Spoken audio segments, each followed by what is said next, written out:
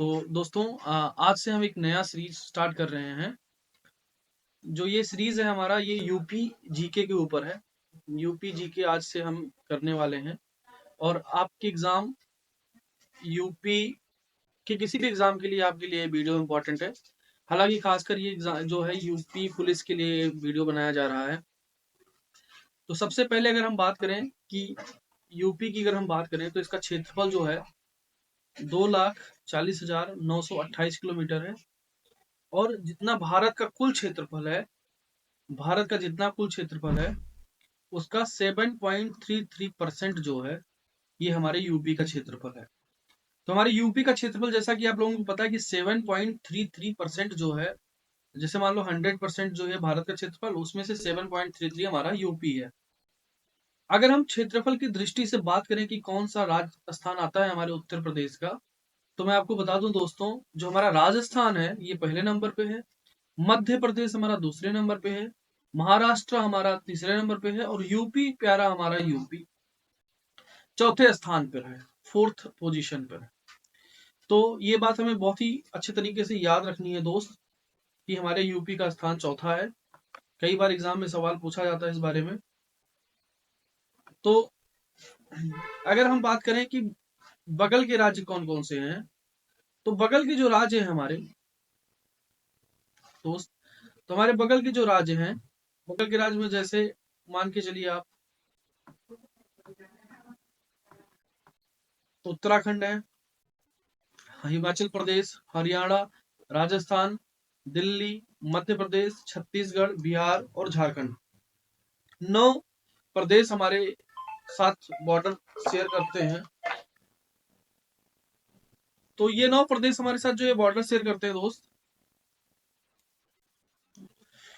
तो ये 9 जो हमारे साथ बॉर्डर शेयर करने वाले जिले हैं, ये हैं उत्तराखंड, हिमाचल प्रदेश, हरियाणा, राजस्थान, दिल्ली, मध्य प्रदेश, छत्तीसगढ़, बिहार, झारखंड। अगर हम आगे बात करें कि नेपाल के साथ अंतरराष्ट्रीय सीमा कौन के जिले कौन कौन से हैं, तो मतलब अगर हमारा, मैं बात करता हूँ कि यूपी के कौन कौन से जिले जो है नेपाल के साथ सीमा साझा करते हैं, तो वो है लखीमपुर खीरी, पीलीभीत, बहराइच, श्रावस्ती, बलरामपुर, सिद्धार्थनगर, महाराजगंज। ये हमारे वो जिले हैं जो नेपाल के साथ सीमा साझा करते हैं। एनसीआर के साथ जो हमारे जिले शामिल हैं, एनसीआर में जो हमारे जिले शामिल है, एनसीआर हम दिल्ली की बात कर रहे हैं, एनसीआर दिल्ली। एनसीआर दिल्ली में जो हमारे जिले शामिल हैं, गाजियाबाद, मेरठ, हापुड़, गौतम बुद्ध नगर, बुलंदशहर, मुजफ्फरनगर, शामली, बागपत नगर। ये हमारे जो जिले हैं ये हमारे इसमें शामिल हैं, कौन से में, कि ये एनसीआर में शामिल जिले। अगर हम बात करें उत्तर प्रदेश के मानचित्र की, तो ये हमारा प्यारा उत्तर प्रदेश है दोस्तों, यूपी हमारा प्यारा। इस यूपी को हम 3 पार्ट्स में बांटते हैं, एक ये हमारा हो गया, एक ये हो गया, एक ये हो गया।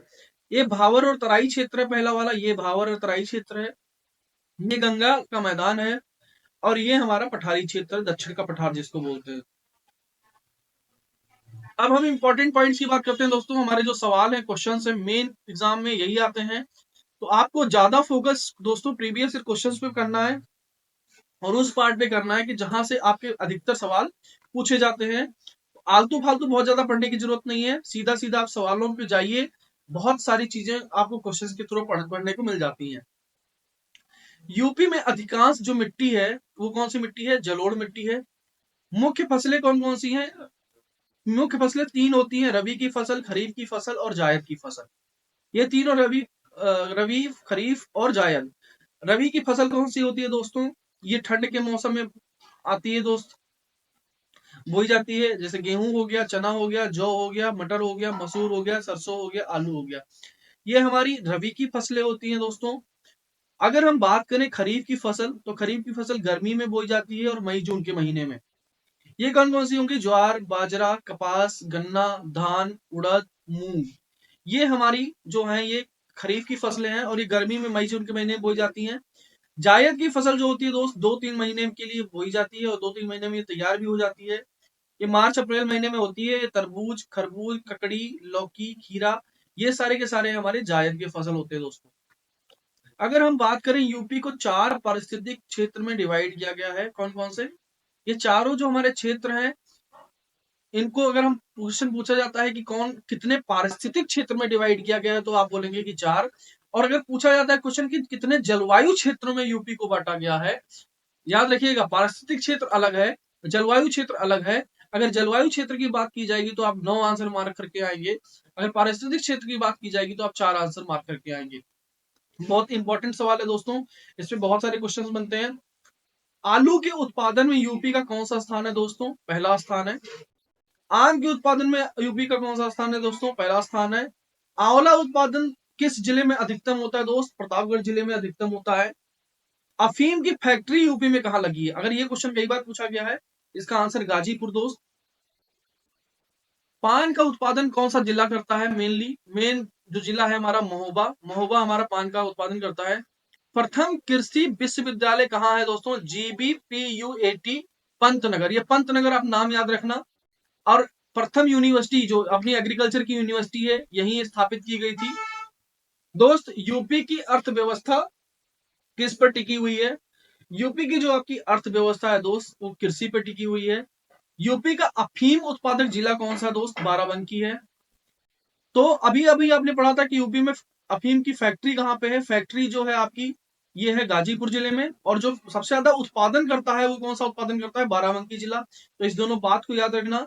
काली मिट्टी को क्या कहते हैं? रेंगूर कहते हैं। हरित क्रांति के जनक कौन थे? नॉर्मन बोरलॉग थे। आलू अनुसंधान केंद्र आपका कहाँ है? बाबूगढ़ जिले में है। तो ये था कुछ इंपॉर्टेंट पॉइंट, और ये था आपका यूपी जीके का पार्ट फर्स्ट। ऐसे ही तमाम इसमें पार्ट्स आने बाकी हैं। कुछ कई पार्टों के अंदर जो जितने भी पार्ट्स होंगे उनमें हमने यूपी का पूरा जीके खत्म करने का प्रण लिया है। तो इस चैनल से आप जुड़ जाइए। ये आपकी यूपीपी जो यूपी पुलिस कांस्टेबल है उसमें बहुत ही इंपॉर्टेंट रोल प्ले कर सकता है। आपके सारे क्वेश्चंस आपके यहीं से फंसने वाले हैं। तो दोस्त चैनल को सब्सक्राइब करिए और इसको पढ़ते रहिए, आपके एग्जाम के लिए बहुत ही महत्वपूर्ण चीज है।